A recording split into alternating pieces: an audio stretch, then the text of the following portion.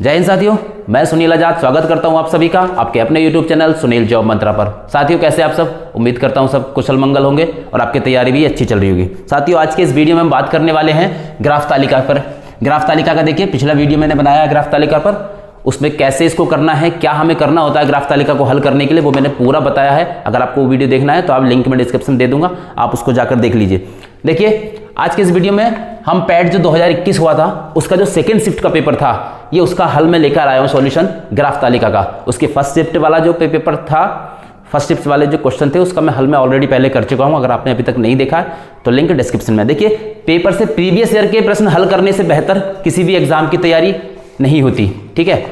उससे में पूरा आइडिया मिल जाता है कि किस तरह के प्रश्न आ रहे हैं एग्जाम में और हमें अपनी जो तैयारी है वो किस डायरेक्शन में लेके जानी है। अगर आप बुक से पढ़ेंगे तो बुक से, क्योंकि बुक्स में तो सारा हर एग्जाम के पॉइंट ऑफ व्यू से दे रखा होता है, हमें इस एग्जैक्टली किस एग्जाम के लिए पढ़ना है उसका आइडिया हमें किससे लगेगा, प्रीवियस ईयर के पेपर से।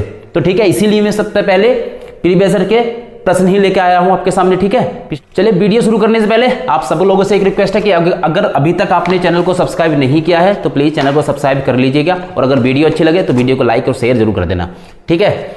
चलिए देखिए इसका पहला प्रश्न आप देखिए स्क्रीन पर मैं लगा दूंगा। पहले प्रश्न में पूछ रहा है, ये ए सेट है मेरे पास, ए सेट का 81 प्रश्न है, 81वां प्रश्न है। उत्पादन अधिकतम स्तर तक इस वर्ष घटा।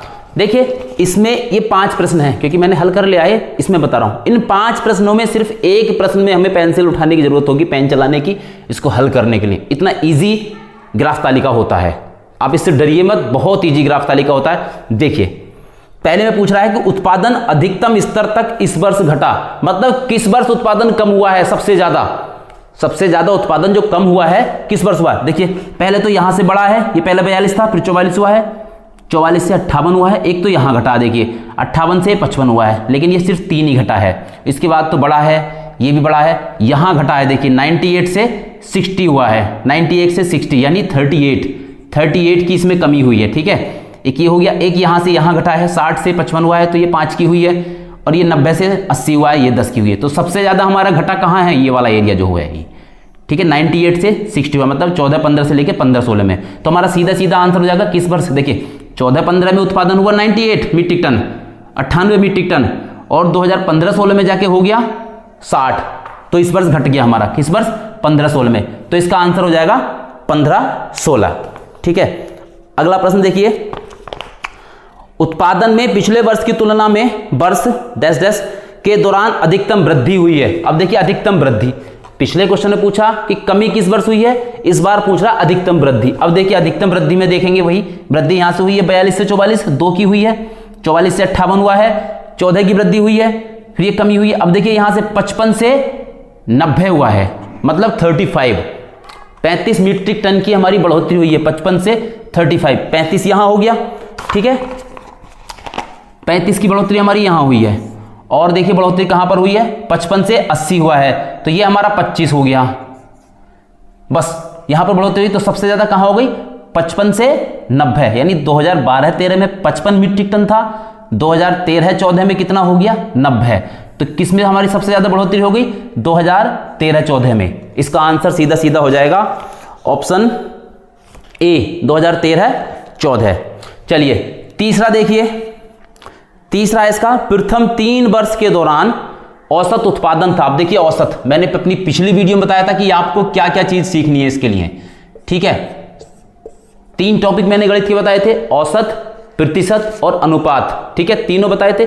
देखिए पहला टॉपिक हमारा यहां आ गया है अनुपात का। अनुपात का मैंने पिछले वीडियो में बताया था कैसे निकालना है।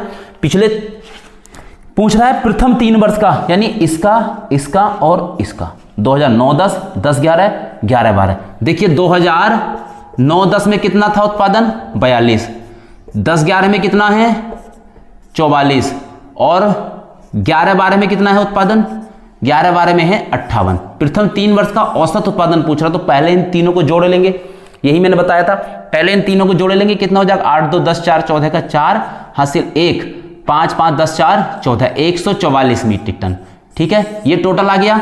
अब इसको डिवाइड कितने से करेंगे औसत उत्पादन निकालने के लिए, जितनी ये संख्या थी 1 2 3, यानी पदों की संख्या, पदों का योग बटे पदों की संख्या होता है, तो मैं संख्या कितनी है 3, इसको हम डिवाइड कर देंगे, 3 चौक 12, और 3 अट्ठे 24, कितना आ गया 48 मीट्रिक टन। ये हमारा किस ऑप्शन में है? ये है सी ऑप्शन, ऑप्शन सी 48। देखिए इस प्रश्न को हम बिना पेन चलाए भी कर सकते हैं। 3 वर्ष का हमें देखना, देखिए 3 वर्ष का देखना है तो तीनों वर्ष को पहले जो सबसे कम वाला है उसका जो पूर्णांक आ रहा 10 से पूर्णांक तो 40 हो गया इसका। देखिए ये 42 है, ये 44 है और ये 58 है। इनका आप ऐसे देख लीजिए, तीनों को अगर हम 40-40 कर लें तो पहले वाले से कितना बचेगा 2, दूसरे वाले से बचेगा 4 और तीसरे वाले से कितना बचेगा 18। इसको जोड़ लीजिए, 4 2 6 24 हो गया। अब 24 को 3 से डिवाइड कर दिए क्योंकि तीनों में बटेगा। 40-40 तो हमारा पहले है, 40-40 तो हमने पहले तीनों का ले लिया है, तो 40 तो औसत हमारा वो आ जाएगा बराबर बराबर अगर बांटना है तो।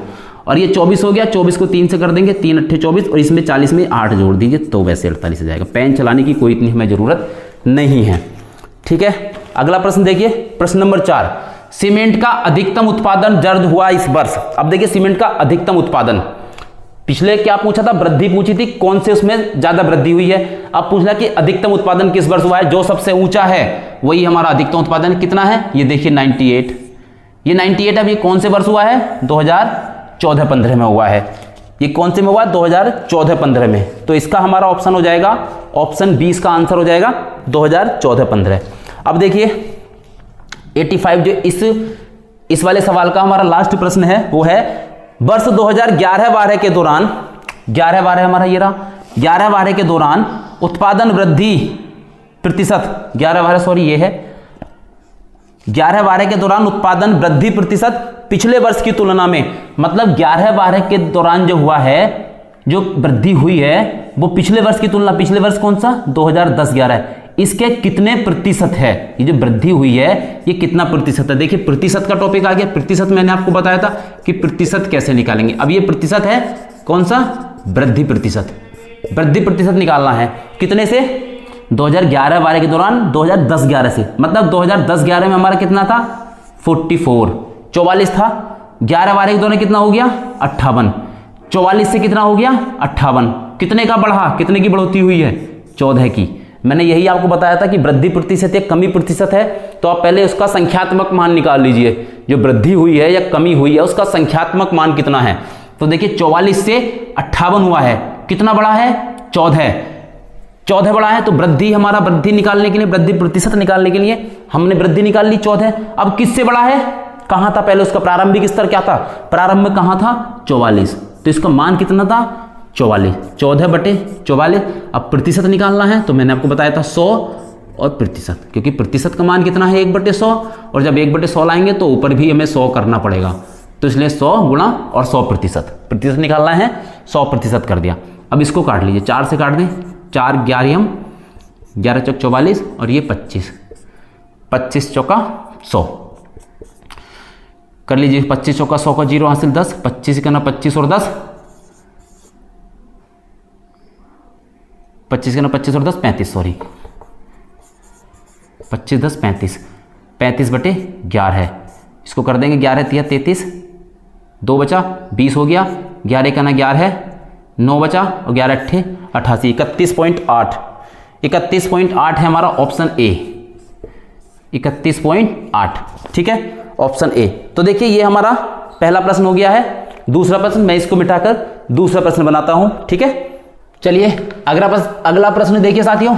अगला प्रश्न है हमारा, ये एक वस्तु है एक्स, उसका आयात दिखाया वर्ष दर वर्ष, मतलब 2013-14 में कितना आयात हुआ है 700, और ये 700 क्या है, ये करोड़ में रुपए हैं। ठीक है, करोड़ में रुपए हैं ये, मतलब एक्स वस्तु का आयात 2013-14 के दौरान हुआ है 700 करोड़ रुपए, 14-15 में 900 करोड़ रुपए का, 15-16 में 1200 करोड़ रुपए का, 16-17 में 1200, 17-18 में 1300 और 18-19 में 2000 करोड़ रुपए का आयात हुआ है। तो इसी के आधार पर कुछ प्रश्न हैं, उनको हम हल करते हैं। देखिए इसका जो इस वाले टॉपिक का पहला है और आज का हमारा छठा प्रश्न है वो है कि वर्ष 14-15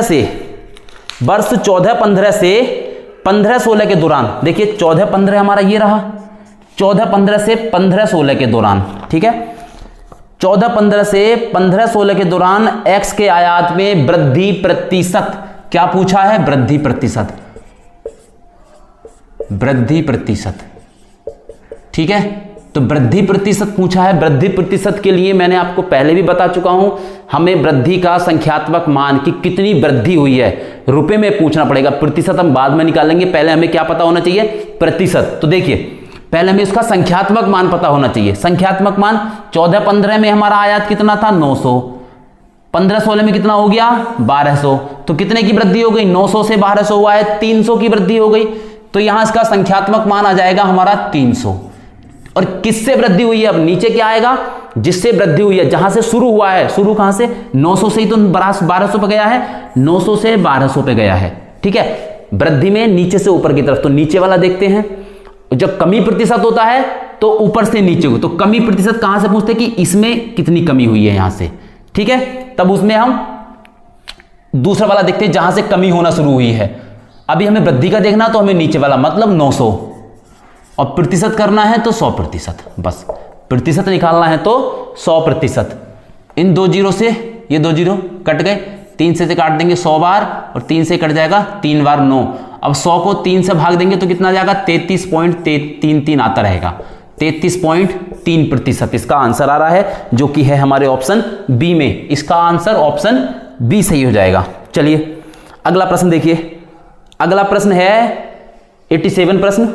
सभी वर्षों के लिए वर्ष दर वर्ष x के आयात की वृद्धि का औसत। अब देखिए औसत पूछ रहा है, और औसत कौन सा है, वृद्धि का औसत। किसका, वृद्धि का औसत पूछ रहा है। इसके आयात का औसत नहीं पूछ रहा पूरे, ये ध्यान देना, ध्यान से देखना। इसके पूरे आयात का कि यहां 700 हुआ है या 900 हुआ है या 1200 हुआ है, वो पूछ रहा है वृद्धि का औसत इसकी। अब देखिए पहले साल कितना था, 13-14। यहां तो हमें पता नहीं कि पिछले वर्ष क्या था, तो इसका तो हमें निकालना नहीं है। हम देखेंगे यहां से 700 से 900 हुआ है, यहां कितने की वृद्धि हुई है, देखिए 700 से 900 हुआ है, यहां कितने की वृद्धि हुई है, 200 की। फिर 900 से 1200 हुआ है, यहां कितने की हुई है, 300 की। 1200 से 1200 पर रहा है, यहां 0 वृद्धि हुई है। 1200 से 1300 हुआ है, यहां 100 की वृद्धि हुई है। 1300 से 2000 हुआ है, यहां कितने की हुई है, 700 की। तो हमसे वृद्धि का औसत पूछा है, ठीक है, ना कि उसके कुल आयात का। वृद्धि का औसत पूछा है, तो कितनी जगह वृद्धि हो गई, 1 2 3 4 5 जगह। इन सबको हम जोड़ देंगे।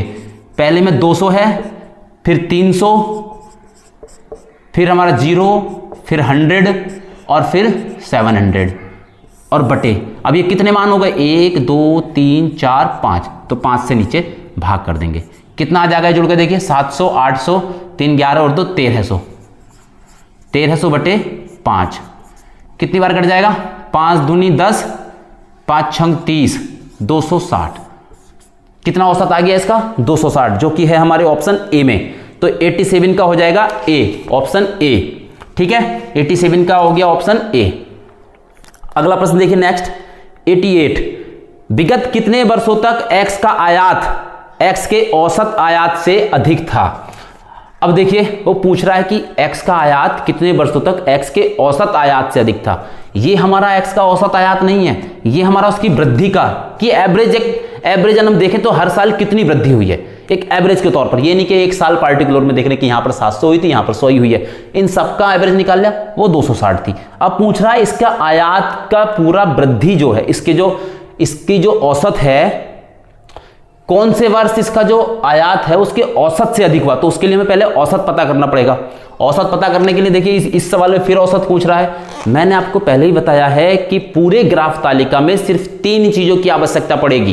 कौन सी, औसत, अनुपात और हमारा प्रतिशत। इन 3 के अलावा चौथी चीज की आवश्यकता ही नहीं है। इन 3 चीजों को क्लियर कर लिए मैं पहले भी वीडियो में बता चुका हूं। तो देखिए इस सवाल में हम क्या करेंगे, इनके सबके औसत निकालने हैं। सबको जोड़ दो, 700 प्लस 900 प्लस 1200 प्लस 1200 प्लस 1300 और प्लस 2000, और बटे में कितना हो जाएगा इसका, बटे में, क्योंकि कितने सालों का है ये, 1 2 3 4 5 6, 6 सालों का है, 6 आ जाएगा। 1 2 3 4 5 6, 6 संख्या है। पदों की संख्या कितनी है, 6। हमने 6 लिख दिया। इन सबको हम जोड़ेंगे तो देखो कितना हो जाएगा, ये 9 7 16, 16 और 12 28, 28 और 12 40, 40 और 13 53, और 53 और 20 हो जाएगा, ये 53 20 हो जाएगा हमारा 73, और 2 जीरो, 7300/6। ठीक है, 12 छंग 72, देखो 6 का ना 6, 6 दूनी 12 है और 10 हो गया, 6 का ना 6, 40 हो गया, 6 छंग 36, 1216.6 आ रहा है। 1216.6 इसका क्या आ रहा है, ये औसत किसका, एक्स के आयात का औसत, कि प्रति वर्ष औसतन कितना आयात हो रहा है। तो प्रति वर्ष औसतन कितना आयात हो रहा है, 1216। अब इस प्रश्न में हमसे पूछा क्या है, देखिए कि विगत कितने वर्षों तक एक्स का आयात एक्स के औसत आयात से अधिक था। अब देख लीजिए, आप खुद देखकर बता देंगे कि एक्स का जो आयात है वो इसके औसत आयात से कितने वर्षों में था। मतलब इसका औसत आयात है 1216, तो 1216 से ज्यादा कितने वर्षों तक है, एक ये है 1300 और एक ये है 2000, बस 2 ही वर्षों में 1216 से उसके औसत आयात से ज्यादा है। तो हमारा आंसर क्या हो जाएगा, 2 वर्ष। इसका ऑप्शन हो जाएगा ऑप्शन सी सही है, इसका 2 वर्ष। 89 जो प्रश्न है, 89 में देखिए एक्स के औसत आयात से अधिक आयात और एक्स के औसत आयात से कम आयात के वर्षों का अंतर पूछ रहा है। देखिए एक्स के, अभी हमने पिछले प्रश्न में देखा कि एक्स के औसत आयात से कितने वर्षों में अधिक आयात हुआ है, 2 वर्षों में। तो अधिक वाला कितना हो जाएगा, अधिक आयात 2 वर्षों में है, और कम कितना हो जाएगा, हमारा औसत कितना है 1216, तो 1216 से कम कितना, ये 1200, ये 1200, ये 900, ये 700, 4 में कम है 4 वर्षों में। तो इनका अंतर कितना आ जाएगा हमारा, 2। इसका आंसर कितना हो जाएगा, 2, जो कि ऑप्शन में है 89 का ऑप्शन बी ठीक है। 89 का ऑप्शन बी ठीक है, 2।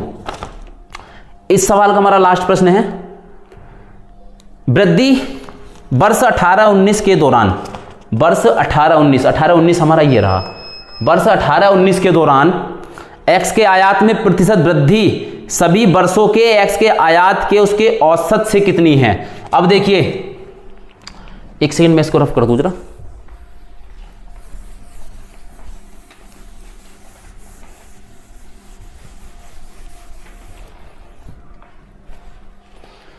ये पूछ रहा है 18-19 के दौरान, 18-19 के दौरान जो वृद्धि है वो कितनी है हमारी, 2000। 2000 जो है वो एक्स के आयात में प्रतिशत वृद्धि सभी वर्षों के एक्स के आयात के उसके औसत से। अभी हमने औसत निकाला है, कितना आया है इसका औसत, ये है हमारा, कितना है इसका औसत, 1216। 1216 का वो पूछ रहा है कि उसके आयात के उसके औसत से कितनी है, मतलब प्रतिशत में पूछ रहा है। तो इसका हम क्या निकाल लेंगे, पहले अंतर निकाल लेंगे, इसका कितना अंतर है, कितनी ज्यादा है इसके, ये वाली जो वृद्धि है 2000 उसके औसत से कितनी ज्यादा है, पहले ये पता होना चाहिए, तभी तो हम उसका प्रतिशत निकालेंगे। ये 4 आ गया, 9 में से 1 गया 8 और 9 में से 2 गया 7, 784। ठीक है, 784, ये इसका क्या आ गया, अंतर आ गया, इतनी ज्यादा है ये, इसका बस निकाल देंगे हम प्रतिशत। तो 784 और किससे पूछ रहा है वो, औसत आयात से पूछ रहा है, तो 1216 आ जाएगा, 1216 गुणा 100%। इसको हल कर लीजिए, 2 से काट दें, ठीक है, पेन चेंज कर लूं, 2 से काट दीजिए, 2 तिया 6, 2 नम 18, 2 दूनी 4, 2 छंग 12 है, 2 अट्ठे 16, 2 से काट दीजिए, 2 ही करना 2, 2 नम 18 और 2 छंग 12 है, और ये हो जाएगा हमारा 2 तिया 6, 2 चौक 8, फिर 2 से 2 नम 18 और 2 अट्ठे 16, 2 ही करना 2, 2 पंजे 10, 2 दूनी 4, 2 सत्ते 14, 2 छंग 12 है, 2 चौक 8, 2 नम 18, ये 49 बचा है, ये 76 बचा है। ठीक है, गुणा कर दीजिए, इसकी कितनी आ जाएगी, 49/76। इसकी हम डिवाइड करेंगे, कितना बचेगा, देखिए इसको अगर हम 8 मान लें, इसको 5 मान लें, इसको पूरा 5000 मान लें, इसको मान लीजिए 80, कितनी बार जाएगा, 8 छंग 48, 8 छंग 48। इसका देखिए आंसर आ जाएगा, मैं आंसर लिखता हूँ, आप डिवाइड कर देखिए 64.38%, जो कि ऑप्शन है हमारा कौन से में, डी। ठीक है, ऑप्शन डी इसका हमारा आंसर सही हो जाएगा। अगला प्रश्न देखिए साथियों, ये तालिका का है, टेबल का, इसमें देखिए हमारे कैसे प्रश्न आए इससे तालिका से। देखिए ये तालिका में क्या है, 4 व्यक्ति हैं ABCD। पहले तालिका समझना है, ग्राफ समझना बहुत जरूरी होता है। देखिए प्रश्न हल करने से पहले कि ये प्रश्न किस बारे में है, ठीक है। ABCD 4 व्यक्ति हैं। इन 4 व्यक्तियों द्वारा सप्ताह के विभिन्न दिनों में, कौन कौन से दिन है, सोमवार, मंगलवार, शुक्रवार और शनिवार, इन 4 दिनों में खरीदी गई वस्तुएं दी गई हैं। ये कि A ने सोमवार के दिन 40 वस्तुएं खरीदी हैं, बेची हैं, बिक्री है, सॉरी, ठीक है, बिक्री है वस्तुओं की बिक्री की।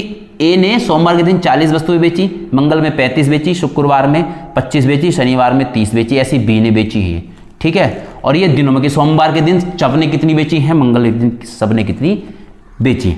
तो देखिए इसका जो पहला प्रश्न है वो हमारा क्या है कि मंगलवार को A द्वारा बेची गई वस्तु, मंगलवार को A द्वारा बेची गई वस्तु कितनी हमारी 35, इसके बारे में बात कर रहा है। और तथा शनिवार को C द्वारा, शनिवार हमारा ये है और C हमारा ये है, यानी शनिवार को C द्वारा बेची गई वस्तु कौन सी है, 45 का अनुपात क्या था। देखिए A द्वारा कितनी वस्तु बेची गई हैं, 35, और B द्वारा,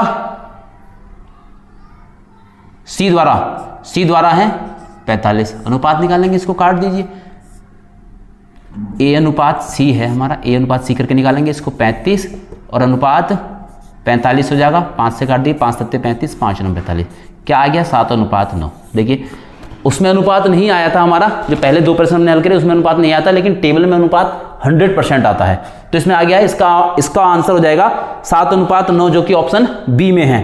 अगला प्रश्न देखिए आप स्क्रीन पर। अगला प्रश्न है, सोमवार को D द्वारा बेची गई वस्तु, सोमवार को D द्वारा बेची गई वस्तु ये हो गई, ठीक है। शनिवार को C द्वारा बेची गई वस्तु का कितना प्रतिशत है, शनिवार को C द्वारा हमारी 45 है, कि कितना प्रतिशत है। अब देखिए प्रतिशत निकालना हमें, इसमें ना वृद्धि पूछी है ना कमी पूछी है, ये ध्यान रखिएगा, थोड़ा ध्यान से देखिएगा। इसमें वृद्धि प्रतिशत नहीं पूछा है, कमी प्रतिशत नहीं पूछा है, तो इनका अंतर नहीं निकालेंगे हम, संख्यात्मक मान नहीं निकालेंगे इनका, ठीक है, अंतर नहीं निकालेंगे। इनका आपस में पूछा है कि ये वाली जो वस्तु है जो सोमवार को D ने बेची है वो इसका कितना प्रतिशत है, किसका प्रतिशत है, 45 का। तो 45 नीचे आ जाएगा, क्योंकि तुलना किससे हो रही है, 45 से, तो 45 नीचे आ जाएगा, ऊपर आ जाएगा हमारा 20, क्योंकि 20 का निकाल रहे हैं, बटे 45 गुणा 100, ठीक है। 5 से काट दिए, 5 9 45 और 5 चौक 20, ये आ गया 400 बटे 9। इसको काटेंगे तो कितना आ जाएगा, देखिए ये आ जाएगा, इसको काटेंगे 9 चौक 36, 9 चौक 36 पॉइंट 9 चौक 36, 44.44 आ जाएगा, इतना प्रतिशत, जो कि है हमारे ऑप्शन सी में। 92 का ऑप्शन हो जाएगा हमारा सी, 44.44 प्रतिशत, ठीक है, ये हो गया। अगला देखिए, अगला में पूछ रहा है बी सी तथा डी द्वारा, बी सी तथा डी द्वारा, एक ही बात इसमें नहीं हो रही है। बी सी डी द्वारा क्रमशः सोमवार को, मतलब बी की हमें देखनी है सोमवार को, तो बी ने सोमवार को, ये इसकी बात हो रही है। बी सी डी द्वारा क्रमशः सोमवार, मंगल तथा शनिवार को बेची गई वस्तुओं का औसत क्या है, मतलब बी ने सोमवार को और सी ने मंगलवार को,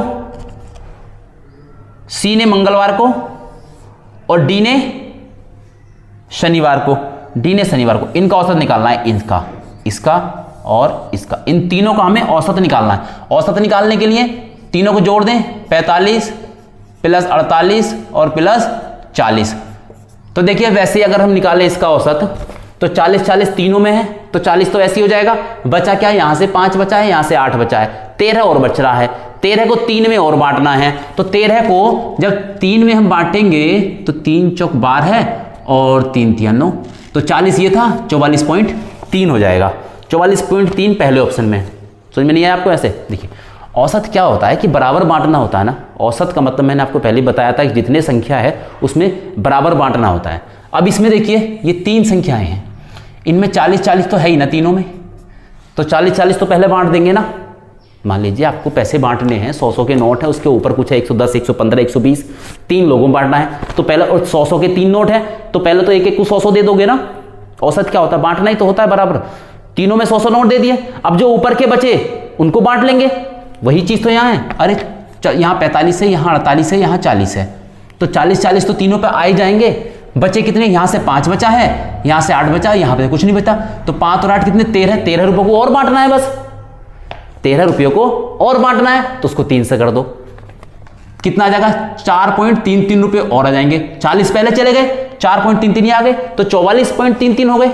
ऐसे नहीं करना आपको, ऐसे कर लीजिए, इसको जोड़ लीजिए, कितना आ जाएगा, 8 5 13 का 3 हासिल 1, 4 ते 12 और 1 13, 133.3, यहां से भी वही आ जाएगा 44.3%। ठीक, जैसे आपकी मर्जी वैसे कर लीजिए, मैंने दोनों तरीके बता दिए आपको। अगला देखिए, मैं इसको रफ कर देता हूं पहले। अगला प्रश्न हमारा देखिए, सप्ताह के सभी 4 दिनों में, सप्ताह के सभी 4 दिनों में डी वस्तु की बिक्री की तुलना में बी वस्तु की बिक्री में कितने प्रतिशत वृद्धि आई है। अच्छा, वृद्धि प्रतिशत निकालना है, आप देखिए वृद्धि प्रतिशत निकालना है कि डी द्वारा एक तो सप्ताह के 4 दिनों में, इन 4 दिनों में कितनी वस्तुएं बिकी, कितना हो जाएगा, इनको जोड़ लो, कितना आ जाएगा, ये 6 और 1 7 और 4 दूनी 8 और 8 4 12 है, 127 तो डी द्वारा बेची हैं, डी ने बेची हैं। और बी ने कितनी बेची हैं, बी का पूछ रहा ना, बी ने कितनी बेची है, 8 5 13 का 3 हासिल 1, 5 5 10 2 12 है और 4 16, 163 बी ने बेची है। तो अब वो वही पूछ रहा है कि इस बी में, बी की बिक्री में डी से कितने प्रतिशत की वृद्धि हुई है। तो वृद्धि हुई है तो हम क्या करेंगे, पहले उसका संख्यात्मक मान निकाल लेंगे कि कितनी वृद्धि हुई है। तो 163 में से हम 127 माइनस कर देंगे, क्योंकि ये बी का है और ये डी की है, तो कितने की वृद्धि हुई है वो हम निकाल लेंगे। 13 में से 7 जाएगा, बचेगा हमारा 6, यहां 5 बचा, 5 में से 2 जाएगा, बचेगा 3, 36 की संख्यात्मक वृद्धि हुई है। अब हमें निकालना है उसका प्रतिशत, तो प्रतिशत किससे, 127 से, 36/127 गुणा 100, इसको हम काट देंगे, ये हो जाएगा 3600/127 प्रतिशत, जो कि काट के आ जाएगा, आप भाग करके देख लीजिए 28.3। वीडियो बहुत लंबा हो जाएगा अगर मैं इस तरह करूंगा, तो 28.3 जो कि है हमारे ऑप्शन डी में, डी ऑप्शन इसका ठीक हो जाएगा। लास्ट इसका प्रश्न देखिए, सोमवार को बेची गई वस्तुओं की औसत, सोमवार को बेची गई वस्तुओं की औसत यानी इनकी सबकी, सारे दिनों में, सोमवार सिर्फ एक दिन में चारों द्वारा बेची गई, किसी एक का नहीं, चारों द्वारा बेची गई। सोमवार के दिन कितनी वस्तु बिकी हैं, तो सोमवार के दिन ए ने 40 बेची थी, बी ने 45 बेची थी, सी ने 25 बेची थी और डी ने 20 बेची थी। तो सोमवार के दिन मंडे को कितनी वस्तुएं बिकी है टोटल, हम निकालेंगे सबको जोड़ के, इनके 5 5 10 का 0 हासिल 1, 4 4 8, 4 12 और 1 13, 130 हो जाएगा। मंडे को 130 बिकी है और पूछ रहा है फ्राइडे को, फ्राइडे को कितनी बिकी है, देखिए इनको जोड़ लीजिए, 8 और 5 13, 13 5 18, 18 1 19 का 9 हासिल 1, 2 2 4 5 5 4 9, 9 और 1 10, 109 बिकी हैं। क्या पूछ रहा है इनका, कितना अंतर है औसत का, इसका औसत निकालेंगे। मंडे के दिन कितनी बिकी है, 4 से भाग करेंगे उसको, इसको 4 से भाग करेंगे, कितना आ जाएगा, 4 तिया 12 है, 4 तिया 12 है, 4 दूनी 8, 4 दूनी 8, 4 तिया 12, 4 दूनी 8 और 4 पंजे 20, 32.5 आ गया। इसका औसत निकालेंगे, देखिए औसत में 4 से भाग क्यों कर रहे हैं, क्योंकि 4 दिनों में बिकी है ना, 4 लोगों ने बेची है ना, इसकी जो वस्तु बेची कितने लोगों ने बेची है, 4 ने, तो इसका औसत कितना आ जाएगा, 4 दूनी 8 29 हो गया, 4 सत्ते 28, 10 बचा, 4 दूनी 8 और 4 पंजे 20, इसका इतना आ जाएगा। तो इसका कितना अंतर, अब इनका अंतर पूछा है, इनका अंतर कितना आ जाएगा, इसको हम 50 मान लें तो यहाँ 25 हो जाएगा पॉइंट, और 12 में से 7 जाएंगे 5.25, 5.25 जाएगा हमारा, जो कि है ऑप्शन सी में, ये ऑप्शन सी हो जाएगा। तो ठीक है, 3 प्रश्न हमारे हो चुके हैं, एक प्रश्न बचा है, ये जो 2021 में जो ग्राफ तालिका के 4 प्रश्न आए थे उसमें के 3 हम हल कर चुके हैं, लास्ट प्रश्न बचा है, कहीं मत जाइएगा। अगर वीडियो आपको पसंद आ रहा है तो इसको लाइक शेयर सब्सक्राइब जरूर कर लेना, चैनल को अगर सब्सक्राइब नहीं किया है तो। चलिए अगले प्रश्न की तरफ चलते हैं हम। देखिए साथियों, आज की क्लास का हमारा आखिरी प्रश्न, ये भी देखिए तालिका का ही है। देखिए क्या है, पैट के सिलेबस में ग्राफ तालिका दे रखा है, तो 2 प्रश्न ग्राफ से आए थे, 2 प्रश्न तालिका से आए थे। पिछले साल के जो पैट हुआ था, उम्मीद यही की जा रही है इस बार भी 2 ग्राफ से 2 तालिका से आ जाएंगे। पाई चार्ट से पिछली बार भी कोई प्रश्न नहीं आया था और हो सकता है इस बार भी ना आए, लेकिन हम छोड़कर कुछ नहीं जाएंगे। पाई चार्ट की मैं आपकी 1-2 क्लास करा दूंगा। तो ठीक है, अगला प्रश्न देखिए साथियों, इसको बनाने में, इसको लिखने में बहुत मेहनत, एक आधा घंटे की वीडियो बनाने में मेरे कम से कम 3 से 4 घंटे जाते हैं। मैं मेहनत कर रहा हूँ क्योंकि कुछ लोगों को मुझसे उम्मीद है और मैं आपकी उम्मीदों पर खरा उतरना चाहता हूँ। इसलिए बस आपसे थोड़ी सी रिक्वेस्ट यही है कि मेरा सहयोग कीजिए, लाइक जरूर कर देना वीडियो को, लाइक करके जिन्होंने चैनल अभी तक सब्सक्राइब नहीं करा है चैनल भी सब्सक्राइब कर लेना, ठीक है। तो देखिए पहला प्रश्न इसका क्या है, गेहूं उत्पादन में किस वर्ष के दौरान गिरावट दिखाई दी। गेहूं का उत्पादन देखिए ये वर्ष है 2010 में गेहूं का कितना रहा है, चावल का कितना रहा है, बाजरे का। और गेहूं का अगर देखना हो तो 10-11 के दौरान इतना, 11-12 के दौरान इतना, 12-13 के इतना, अगले वर्ष इतना, अगले वर्ष इतना, इस तरह से इसको हम देखेंगे। तो ये पूछ रहा है गेहूं उत्पादन में किस वर्ष के दौरान गिरावट दिखाई दी है। अब गेहूं का उत्पादन हमारी ये है, किस वर्ष देखो गिरावट दिखाई दी, यहाँ 6100 था, 7000 हुआ है, यहीं 71 हो गया। अब देखिए यहाँ पर पहले 7112 था 2012-13 में, और देखिए 13-14 में कितना हो गया है 7056, और इसके बाद भी गिरावट हुई है, उसके बाद बढ़ोतरी हुई है, फिर उसके बाद बढ़ोतरी हुई है। तो हमारी गिरावट 2 वर्षों के दौरान हुई है, एक तो 12-13 से तो 13-14 में गए हैं, यानी 13-14 में और 14-15 में।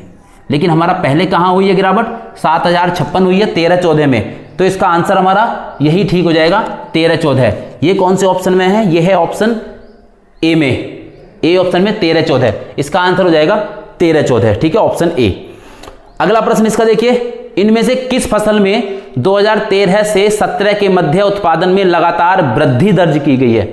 2013 हमारा यहां रहा, 2013 से 17 के दौरान, 13 हमारा यहां रहा, 13 से 17 के दौरान लगातार वृद्धि देखिए कौन सी फसल में हुई है हमारी। गेहूं में देखेंगे 7000 था, 7100 था, 7056, तो इसमें तो कमी हो गई, ये हमारा नहीं है। 9600 से 9085, फिर 9085 से 985 से 716 हो गया, ये भी नहीं है, ये भी कैंसिल हो गया।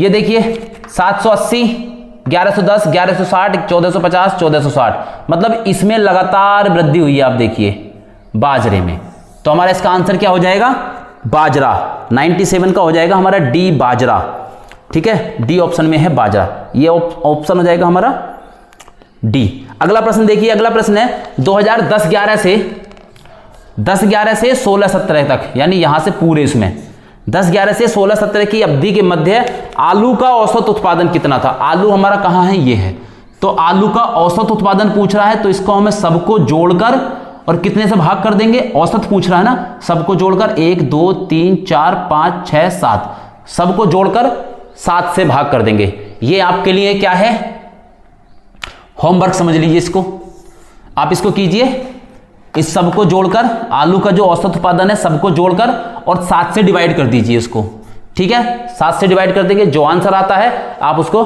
कमेंट कीजिए, कमेंट बॉक्स में बताइए, ठीक है, क्योंकि औसत में आपको कई सवाल औसत के करा चुका हूं, इतना काम मैं आपको करने के लिए दे रहा हूं और मुझे उम्मीद है कि आप इसको कर कर मुझे जरूर बताएंगे। जिसका सही आंसर होगा उसको लाइक और हार्ट मिलेगा, ठीक है। चलिए 99 देखिए, 99 है 2016-17 के मध्य इनमें से किस फसल के उत्पादन में पिछले वर्ष की तुलना में गिरावट दर्ज की गई।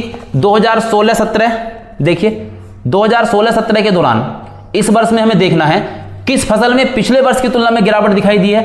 अब देखिए गेहूं का हम देखें, 16-17 में गेहूं है 7617, लेकिन उससे एक साल पहले यहां कितना है 6912 है, तो इसमें तो गिरावट नहीं हुई है, तो ये तो हमारा आंसर नहीं है। ये भी देखिए 812 है, उससे पिछले वर्ष कितना था 826, मतलब पिछले वर्ष 826 था, इस वर्ष 812 हो गया, तो गिरावट हो गई, गिरावट होगी ना, तो हमारा यही आंसर ठीक हो जाएगा।